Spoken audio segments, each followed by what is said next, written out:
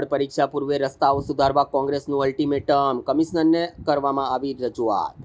આગામી 26મી ફેબ્રુઆરીથી શરૂ થનારી ધોરણ 10 અને 12ની બોર્ડની પરીક્ષાઓને ખાસ ધ્યાનમાં રાખીને વડોદરા શહેરના બિસ્માર રસ્તાઓ, ખખડધજ રસ્તાઓના તાત્કાલિક સમારકામની માંગ સાથે આજે વડોદરા શહેર કોંગ્રેસે વિરોધ નોંધાવ્યો છે અને આ મામલે મ્યુનિસિપલ કમિશનરને આવેદનપત્ર પાઠવી રજૂઆત કરી છે।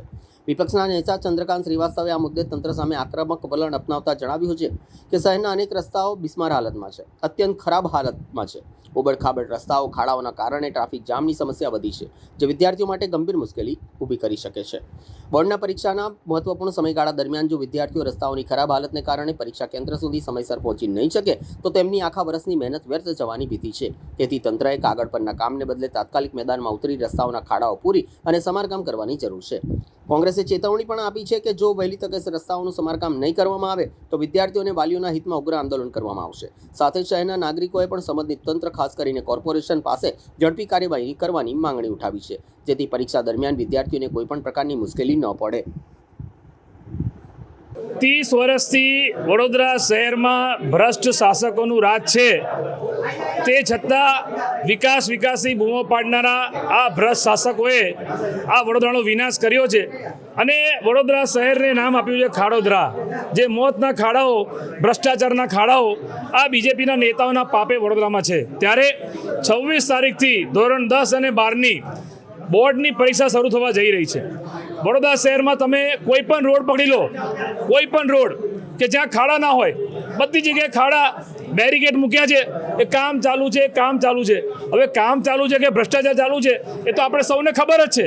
ત્યારે વડોદરા શહેરના મ્યુનિસિપલ કમિશનરને આવેદનપત્ર આપ્યું છે, ડેપ્યુટી મ્યુનિસિપલ કમિશનરને, કે 26 તારીખથી જે પરીક્ષા શરૂ થઈ રહી છે એમાં તાત્કાલિક દરેક વિસ્તારના ખાડા પૂરવામાં આવે।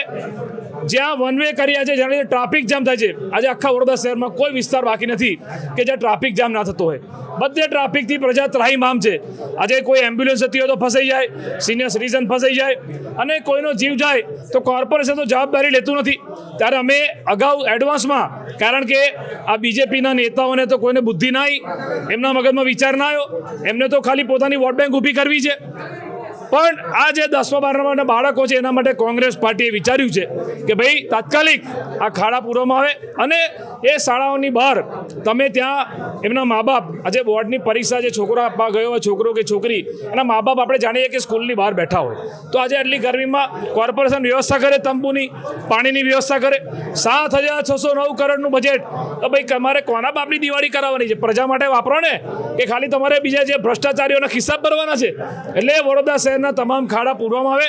જો ચાલુ પરીક્ષામાં કોંગ્રેસ પાર્ટીને અમને ખબર પડી કે કોઈ પણ વિદ્યાર્થીને ખાડામાં પડવાથી વાગ્યું કે ટ્રાફિકના લીધે સમય પર પરીક્ષામાં ના પહોંચી શક્યો તો અમે મ્યુનિસિપલ કમિશનર સામે આંદોલન કરીશું। અને આપણા માધ્યમથી જે આ કોર્પોરેશનમાં બેઠા છે મેયર અને ચેરમેન, એમને કહેવા માંગુ છું, ભલે ચેરમેન એવું લગાવે કે ડૉક્ટર, પણ આખા વડોદરાને બીમાર એમને પાડ્યું છે। આખા વડોદરામાં ખાડા અને મેયર તો કશું બોલતા જ નથી। અમે કોંગ્રેસ પાર્ટી જનસંવાદ કાર્યક્રમ શરૂ કર્યો છે। મેયરના વોર્ડમાં ગયા તો ખબર પડી કે 2 ટાઈમ પીવાનું ચોખ્ખું પાણી નથી આવતું। તો જો મેયરના વોર્ડમાં આવું હોય તો આખા વડોદરાની શું હાલત હોય? આજે પણ અમે ગઈકાલે વોર્ડ નંબર 3માં હતા, આજે વોર્ડ નંબર 10માં જવાના છે, આખા વડોદરામાં ફરીશું। પણ અત્યારે ખાસ કરીને 10મા-12માના બાળકોને કોઈ તકલીફ ના પડે અને તાત્કાલિક, કારણ કે રાજ્યના મુખ્યમંત્રી આવે કે પ્રધાનમંત્રી આવે કે ભાજપનો કોઈ નેતા આવે તો રાતોરાત લખોટી ગબડે એવા રોડ બનાવી દે આ લોકો। અને 10મા-12માના બાળકો જેમના મા બાપ ટેક્સ ભરે છે, વેરો ભરે છે, એના માટે તમે રોડ નહીં બનાવો?